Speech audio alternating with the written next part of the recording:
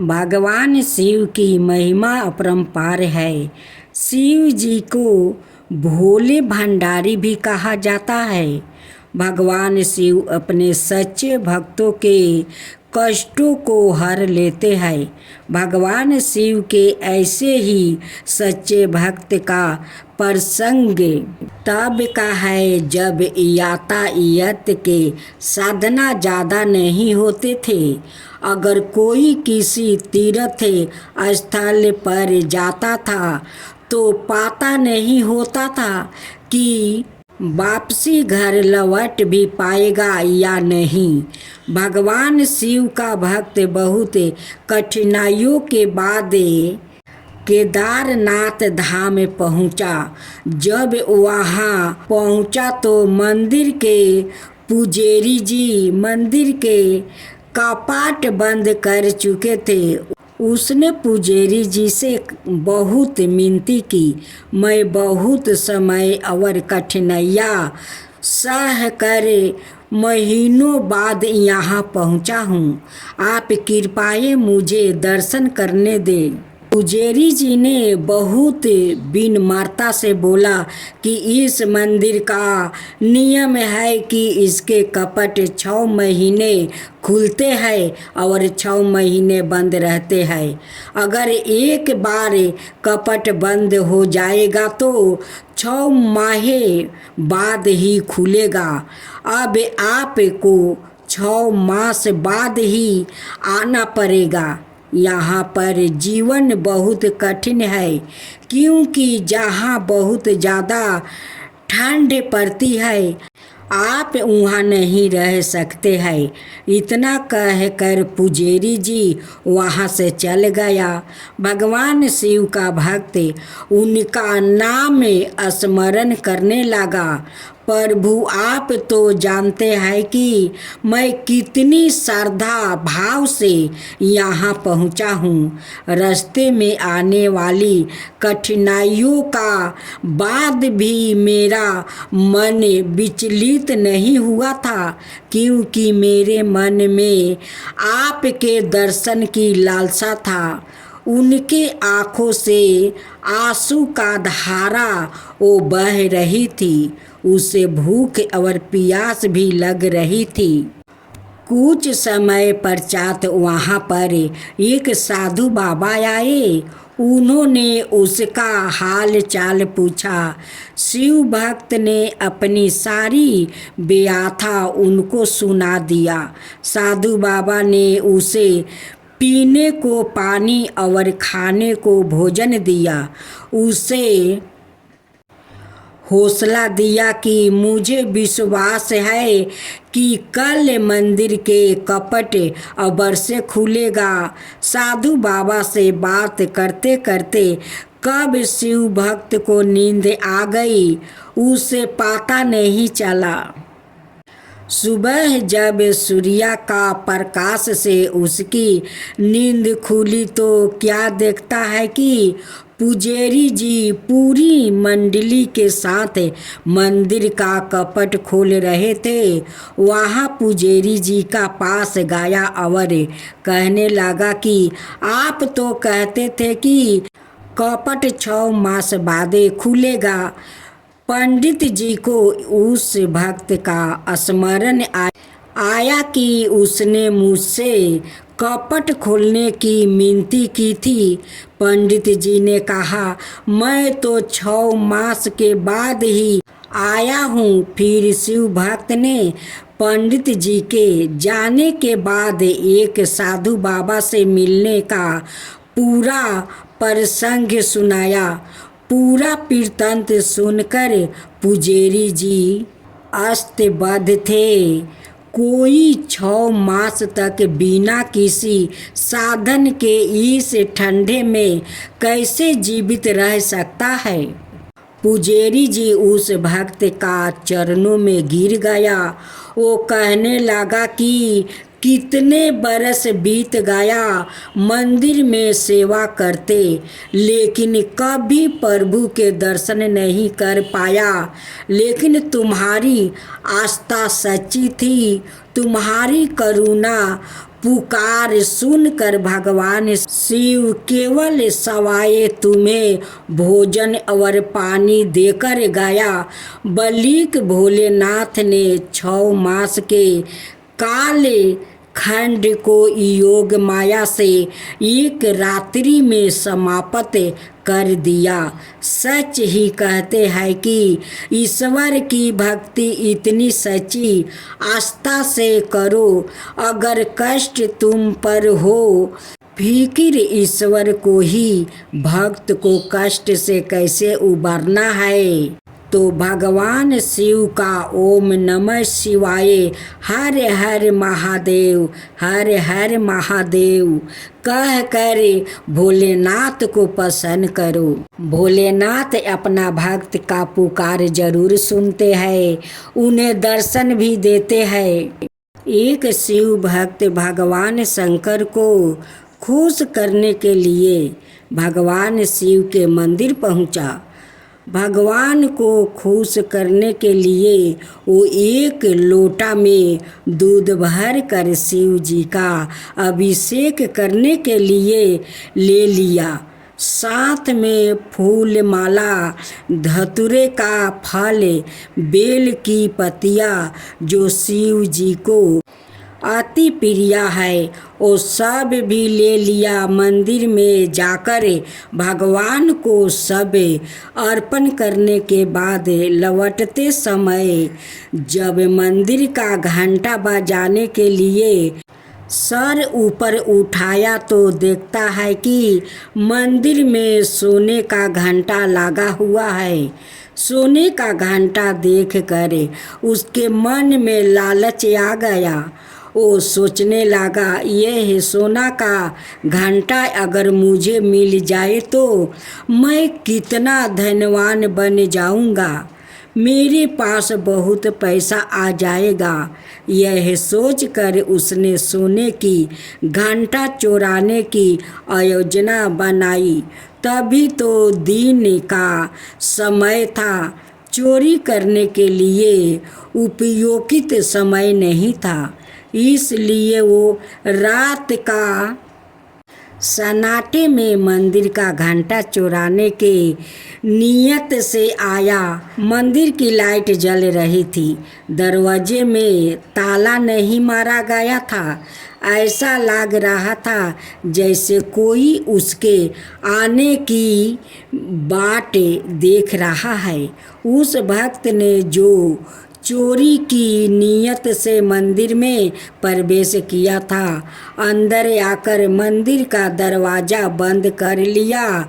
सामने भगवान शिव की मुस्कुराती हुई प्रतिमा थी।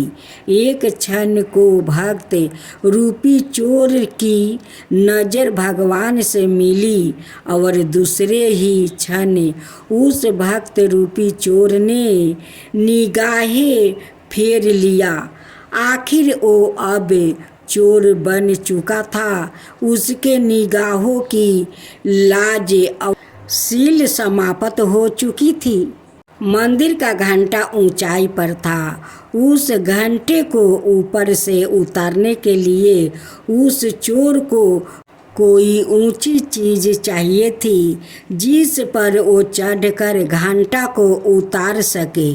उसने मंदिर के अंदर इधर उधर नजरें दौड़ाई कि कोई ऊंची चीज मिल जाए जिस पर वो चढ़कर इस घंटे को उतार सके, लेकिन कोई ऊंची चीज नजर ही नहीं आ रही थी। चोर परेशान था। सामने भगवान बैठे मंद मंद मुस्कुरा रहे थे। भगवान से अपने भक्तों की मनोदशा कहाँ छुपी रहती है, युक्ति भी तो भगवान ही समझते हैं। ना उसे भक्त रूपी चोर के मन में भी तुरंत एक आ ही गया जिस शिव प्रतिमा की वो रोज पूजा करता था। जो शिव प्रतिमा उसके लिए साक्षात भगवान थे, जिसके चरणों में उसका सारा संसार था। वो भगवान की मूर्ति आज उसके चोरी में काम आने वाली थी। आज वो शिव जी की प्रतिमा उस चीज की कमी को पूरी करने वाली थी, जिस पर चढ़कर वो मंदिर का घंटा तक पहुंच सकता था।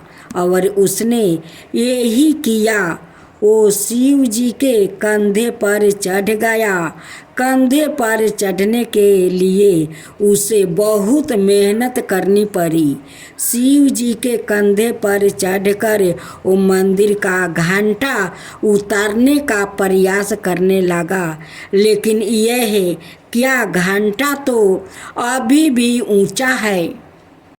वो चोर बहुत मायूस हो गया। उसके नेत्रा में जल भर आया और जल का प्रभाव तेज होते ही भगवान भोलेनाथ के सर पर टपकने लगा। भगवान भोलेनाथ सदा अपने भक्तों की सुध लेने वाले, जल की धारा से प्रसन्न होने वाले, आज कैसे नहीं प्रसन्न होते। आज तो उनका एक भक्त अपना आंसू रूपी जल उन पर बरसा रहा था और तुरंत ही अपने भक्त के समक्ष प्रकट हो गया। वो चोर अपना भगवान को अपने सामने देखकर भाव भोर हो गया। भगवान तो अपने भक्त की मदद करने आए थे। उन्होंने मंदिर का सोने का घंटा उतार कर उस चोर रूपी भक्त का हाथ में थमा दिया। यह लो बस्ते, इसके लिए ही तुम इतना परेशान हो। हम तो तुम्हारी मदद करने आ गया। भक्त बस्ते भगवान से अपने भक्ति की पीड़ा नहीं देखी गई थी। भगवान का दर्शन पाकर अब उस चोर की अंतर्यात्मा भी उसे धिक्कारने लगा। वो भगवान के चरणों में गिर पड़ा। अपने आंसुओं से भगवान के चरणों को पखारने लगा। भगवान ने प्रेम से उसके सिर पर हाथ फेरा और अंतर्ध्यान हो गया। अब वो चोर फिर से शिव भक्त बन गया था, एक सच्चा शिव भक्त। तो ऐसे है हमारे भोलेनाथ, कब किसको कौन सी बात पर प्रसन्न होकर दर्शन देंगे, कहा नहीं जा सकता है। महाशिवरात्रि पर्व का बारे में पुराणों में उल्लेख मिलता है कि इस दिन भगवान शिव और माँ पार्वती का विवाह हुआ था। इस महापर्व पर भगवान शिव और माँ पार्वती की विवाह प्रसंग की गाथा को सुना बहुत मंगलकारी माना गया है। माँ सती के पिता राजा दक्ष ने एक बहुत बड़ा यज्ञ का आयोजन किया। यज्ञ का भाग लेने के लिए सभी देवताओं को निमंत्रित भेजा। भगवान शिव से विरोध के कारण उन्हें नहीं बुलाया। सती ने बिना बुलाए ही अपने पिता दक्ष के यज्ञ में जाने के लिए भगवान शिव से अनुमति मांगी। भगवान शिव ने कहा, मित्रा, पिता, गुरु और स्वामी के घर बिना बुलाए जा सकते हैं, लेकिन जब आपस में विरोध चल रहा हो तो स्नेह नहीं मिलेगा, मर्यादा भंग होगी। लेकिन जब किसी भी तर्क से सती नहीं मानी तो भगवान शिव ने 2 गणों को उनके साथ भेज दिया। वहाँ पहुंचकर सती ने जग में भगवान शिव का भाग नहीं देखा तो उनका शरीर क्रोध की अग्नि में जलने लगा। वो अपने पिता द्वारा किया गया पति का अपमान ना सह सकी और हवन कुंड की अग्नि को अपना देह त्याग कर दिया। सती मरते समय श्री हरि से यह वरदान मांगा था कि उनकी पति भगवान शिव के लिए जन्म जन्म तक रहेगी। इसलिए अगले जन्म में उन्होंने हिमाचल के घर में माँ पार्वती के रूप जन्म लिया। जब नारद जी पर्वत राज हिमालय के घर गया तो हिमाचल राजा ने उनसे अपनी पुत्री के भविष्य के बारे में पूछा। नारद जी ने कहा, तुम्हारी पुत्री सारे जगत में पूजिया होगी। संसार की स्त्रियां उनका नाम लेकर पतिव्रत रूपी तलवार की धार चढ़ जाएगी। नारद जी ने कहा, इसके हाथ में ऐसी रेखा है, इसे योगी जाटाधारी नाग अमंगल भेष वाला पति मिलेगा। यह सुनकर दोनों पति पत्नी हिमाचल और माँ पार्वती की माँ मैना ने पूछा, इसका निवारण क्या है? नारद जी ने कहा, विधाता ने जो लिख दिया इसे कोई नहीं मिटा सकता है। नारद जी ने प्रेरणा दी कि इसकी शादी भगवान शिव के साथ कर दो। जो अवगुण है वो गुण बन जाएंगे, परंतु शिव भक्ति कठिन है। पार्वती जी ने नारद जी का कहने पर भगवान शिव की कठिन तपस्या की। भगवान शिव ने सपत ऋषियों को पार्वती की परीक्षा लेने भेजा। सपत ऋषियों ने कहा, तुम नारद के कहने पर इतनी घोर तपस्या कर रही हो, क्या नारद के कहने पर भी किसी का घर बास है? माँ पार्वती जी ने जवाब दिया, मैं मन ही मन भगवान शिव को अपना पति मान चुकी हूँ। नारद जी सवाए आकर भी कह दे तो भी मैं अपना हड नहीं छोड़ूंगी। सपत ऋषियों भगवान शिव को सारा वृत्तांत सुनाया। उसी समय तारक नाम का एक राक्षस हुआ। उसने देवताओं को युद्ध में हरा दिया। वो अपने आप को अजर अमर समझता था। ब्रह्मा जी ने देवताओं को बताया कि इसकी मृत्यु के शिव पुत्र द्वार होगी। सती ने पार्वती के रूप में हिमाचल के घर में जन्म ले लिया। भगवान शिव तो घोर समाधि में है। देवताओं ने कामदेव को भगवान शिव की समाधि भंग करने के लिए भेजा। जब कामदेव ने भगवान शिव के हृदय में बाण छोड़ा तो भगवान शिव की समाधि टूट गई और वो कामदेव को इस काम से क्रोधित हो गया। अपना तीसरा नेत्र खोला और कामदेव भस्म हो गया। अपने पति की यह दशा देखकर उसकी पत्नी रति भगवान शिव से विनती करने लगी। उनके रोदन को देखकर भगवान शिव ने कहा, आज से तेरे पति का नाम अनडंग होगा। भगवान कृष्णा जब अवतार लेंगे तो उनका पुत्र परदुम तुम्हारा पति होगा। ब्रह्मा विष्णु सहित सभी देवता भगवान शिव से कहने लगे, सभी अपनी आँखों से आपका शुभ विवाह देखना चाहते हैं। सप्त ऋषियों को हिमाचल के पास भेजा। उन्होंने शुभ दिन, शुभ नक्षत्र, शुभ घड़ी से सौदा कर लगन निश्चित कर दिया। शिव जी के गणों ने उनका श्रृंगार किया।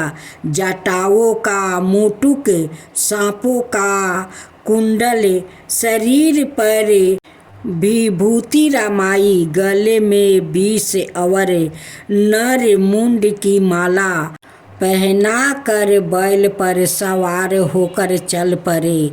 जब पार्वती जी की मैया भगवान शिव की आरती उतारने गई तो भगवान के भयानक रूप को देखकर सोचने लगी, मैंने नारद जी का ऐसा क्या बिगाड़ा था जो नारद जी ने पार्वती को शिव से विवाह करने के लिए कठिन तपस्या करने को कहा।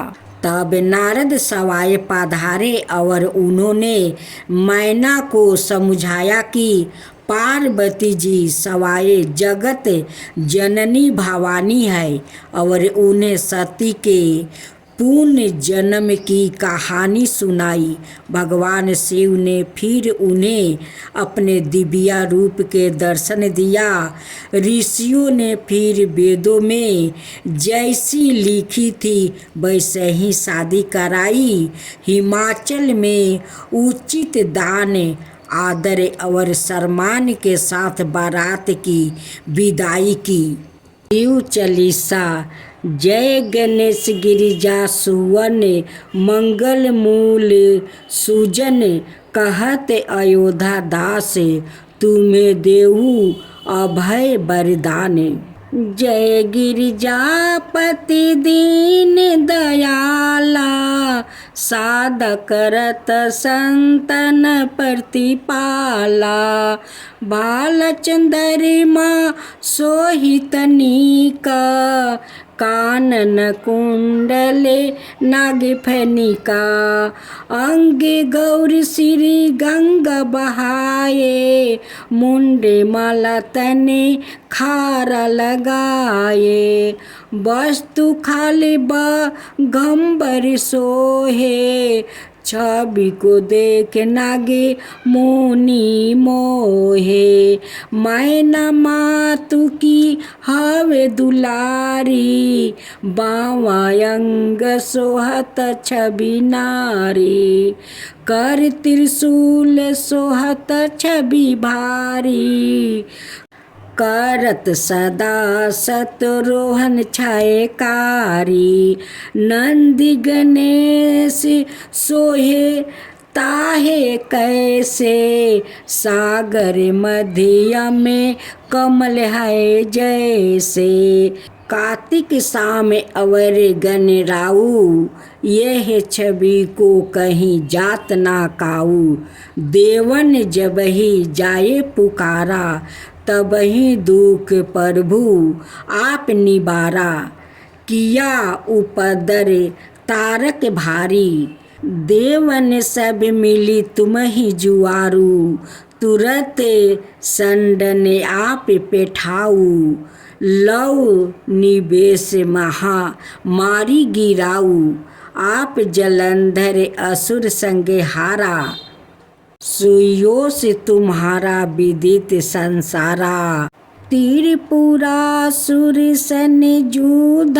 मचाई, सब ही कृपा कर नीला बचाई, किया तपहि भगरीथ भारी, पूरब प्रतिगाता सुपुरारी, दान निमाहे तुम्हें समय कावो नाही, सेवक स्तुति करत सदाही, वेदे नाम महिमा तबे गाई, अक्त अनादि वेद नहीं पाई, परगटी ऊधी मंथन में ज्वाला, जरत सुरासुर भयो बिहाला, किन्हे दाया ताहे करि सहाई, नीलकंठ तबे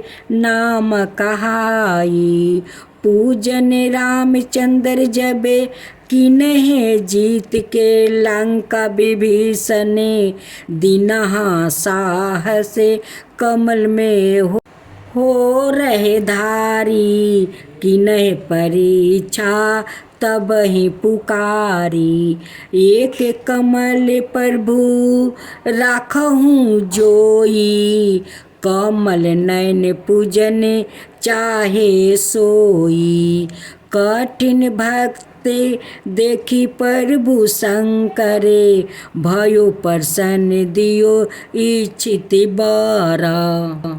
जय जय जय अनंत अविनाशी, करत कृपा सबके घटे बासी, दुष्ट सकल नीति मोहि सताबे, भरमत रहो मोहि चैन न आबे, ताराही मैं नाथ पुकारो, यह अवसर मोहि आन उबारो, लो त्रिशूल शत्रुघ्न को मारो, संकट से मोहि आन उबारो, मातु पिता भर मत सब कोई, संकट में पूछता नहीं कोई, स्वामी एक है आस तुम्हारी, आयो हरहूँ अब संकट भारी, धन निर्धन को देते सदाही, जो कोई जांगे सो फल पाही, स्तुति के ही विधि करूँ तुम्हारी, क्षमहु नाथ अब चूक हमारी, शंकर हो संकट के नाशन मंगल कारण, विधन विनाशन योगी अति मुनि ध्यान लगाबे, नारद सारद शीस नवाबे, नमो नमो जय नमो शिवाय, सूर्य ब्रह्मादि की पार ना पाए, जो यह पाठ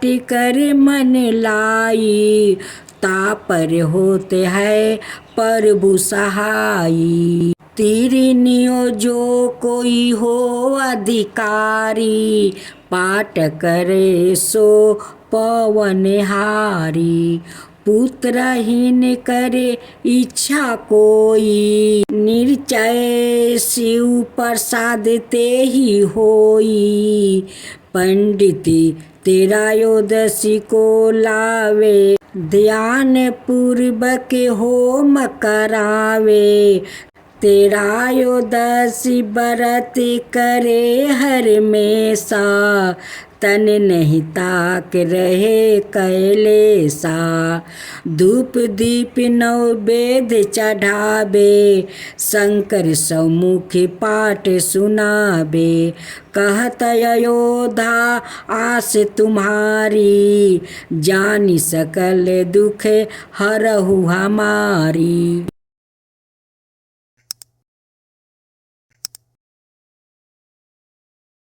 जय शिवा ओमकारा, प्रभु हरे शिवा ओमकारा, ब्रह्मा विष्णु सदा शिव अर्धंगिनी धारा, ओम जय शिवा ओमकारा, एकानन चतुरानन पंचानन राजे, शिव पंचानन राजे, हंसासन गरुड़ासन विषवाहन साजे।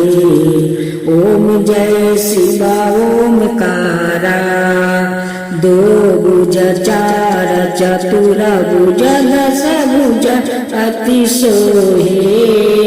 तीनों रूप निरखता त्रिभुवन जन मोहे। ओम जय शिवा ओमकारा।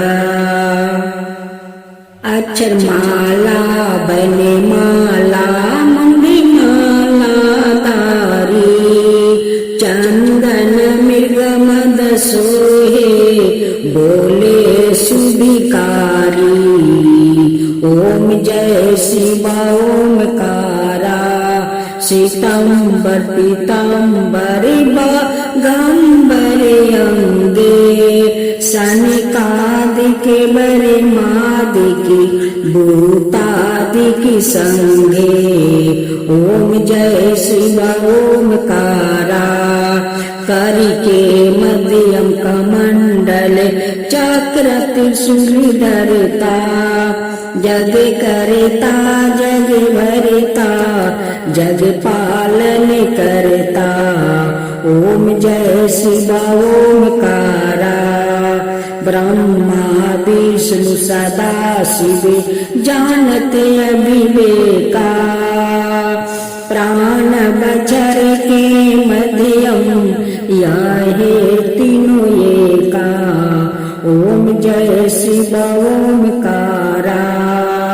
तिरगुण शिव जी के आरती जो कोई नर गावे। शिवा जो कोई नर गावे।